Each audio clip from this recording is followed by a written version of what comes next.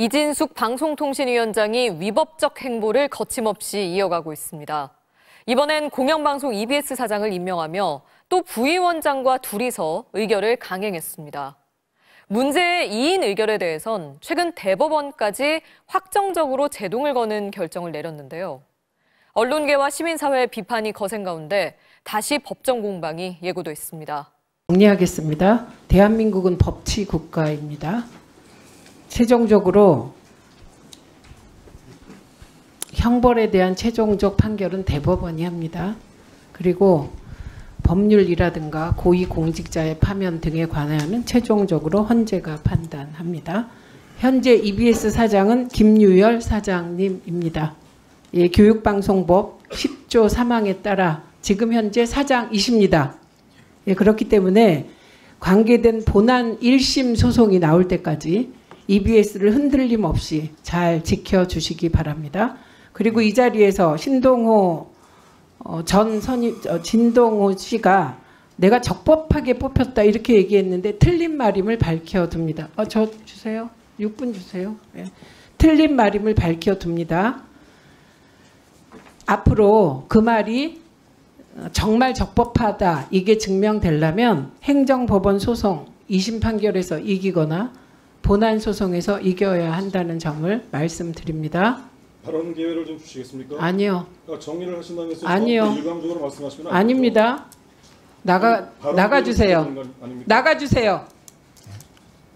아니 이의 제기를 하면 바로 나가주세요. 정당한 발언 기회 조치 뺏는 나가주세요. 지금 그 행동 때문에 자격이 없으신 겁니다. 자격이 없, 자격이 들어가세요. 없습니까? 지금 빨리 장례 정리해 주세요. 이게 민의의 정당입니까? 유유상종이라는 말이 떠오릅니다. 빨리 정리하세요. 네, 그래서 현재 행정법원은 1심에서 신동호 사장 임명 과정이 적합하지 않다고 판단했습니다. 그래서 김유열 사장 등이 청구한 가처분을 받아들인 상태입니다. 이 가처분은 항고심 그리고 대법원을 통하여 다시 판단될 겁니다. 그리고 최종적인 것은 본안 1심 소송까지 될 수도 있습니다. 임기가. 흔들리지 말고 잘 이끌어 주십시오. 예. 네. 그리고 PPT 띄우세요.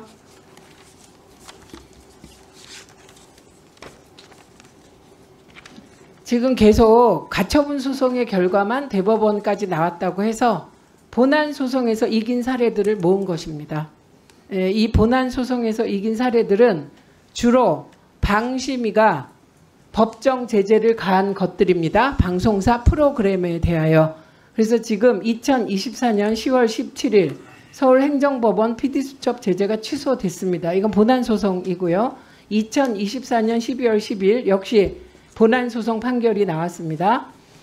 그리고 2025년 4월 10일 선방위 제재도 본안에서 방통위가 패소했습니다. 예, 그렇기 때문에 아까 제가 정리해 드렸듯이 KBS 관련된 소송에서 방통위가 이겼습니다. 그 이유는 임명 구조상의 차이 때문입니다. 그래서 그거 헷갈리지 않게 기준을 잡아주셨으면 좋겠습니다.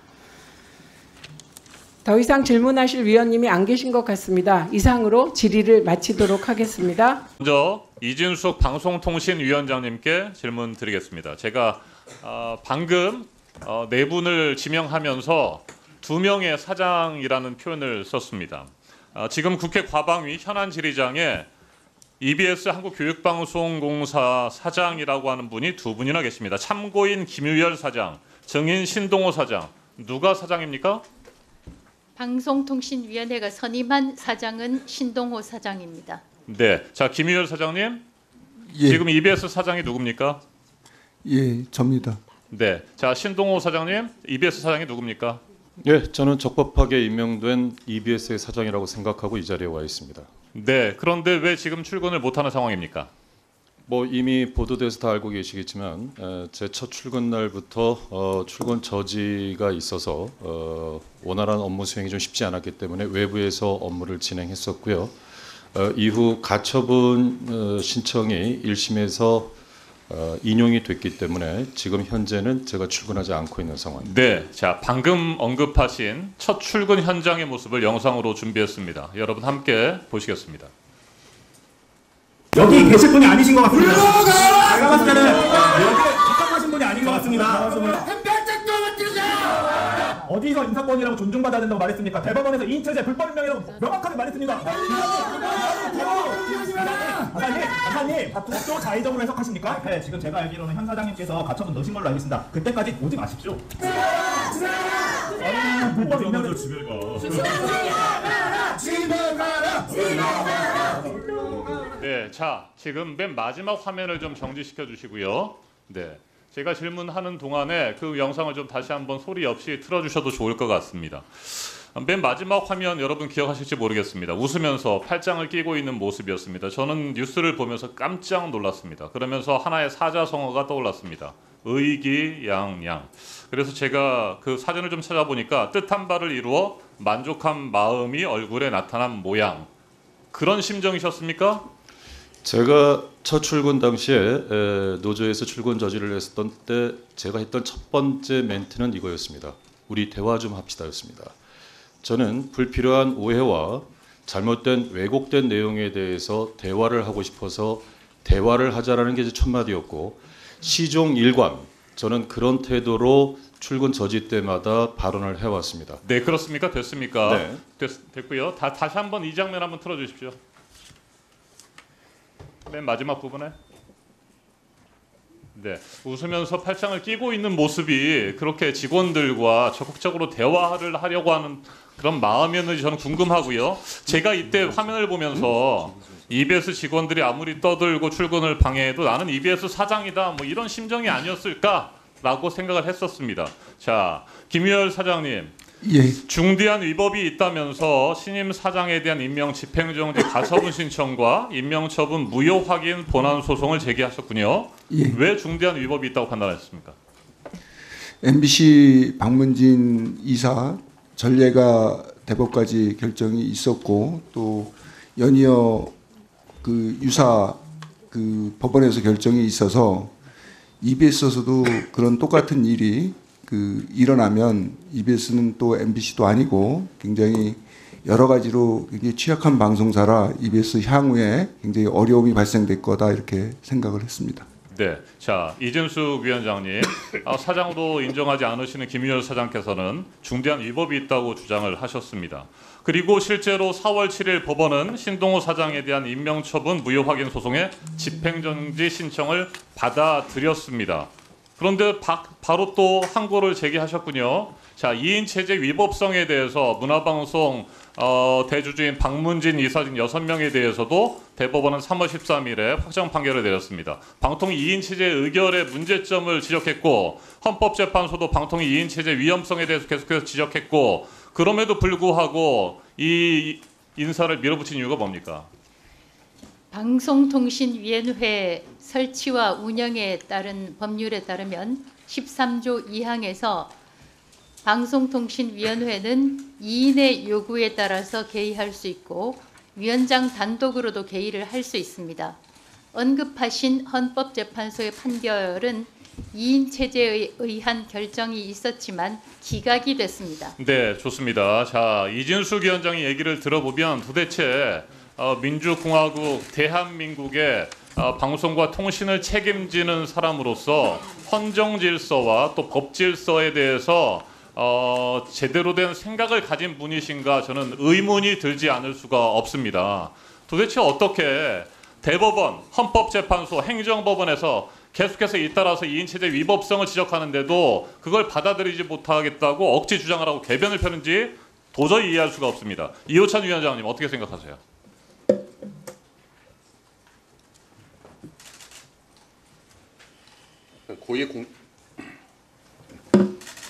네, 시간을 좀 멈춰주시고 네, 준비되면 네, 말씀 시작해 주시죠. 우리 사회의 사법 질서를 존중해야 하는 마땅히 고위공직자로서 옳지 않은 태도라고 생각하고요. 윤석열 정권 2년 내내 윤석열 정권이 가장 실적을 내고 가장 최선을 다했던 부분이 언론 장악이었습니다. 그것에 대한 국민들의 판단은 이미 끝났다라고 생각하는데도 마지막까지 방송 장악을 위한 알박기 시도를 사법질서를 정면으로 부정하면서 계속하고 있다라고 생각합니다. 네, 신동호 사장님, 그 사랑하는 후배 어떻게 생각하십니까? 이진숙 위원장이 그렇게 표현을 하셨더군요. 제가 회사 생활을 하면서 이 자리에 계신 정동영 의원님, 또 김장겸 의원님, 또 짧게 이진숙 말씀해 주십시오. 제가 방통위원장님 질문한 데에 모두를 존경하는 선배입니다.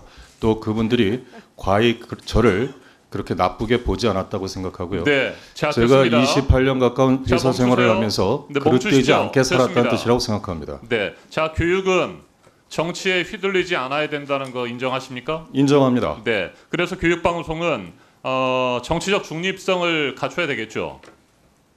맞는 말씀입니다. 정치적 편향성을 가진 사람이 EBS의 사장을 맡으면 안 될 것 같은데 신동호 사장은 미래한국당 비례대표 면접을 본 적이 있고 미래통합당 21대 총선에서 선대위 대변인을 하셨죠. 네, 정치적 편향성이 있는 인사다라고 하는 비판이 있습니다.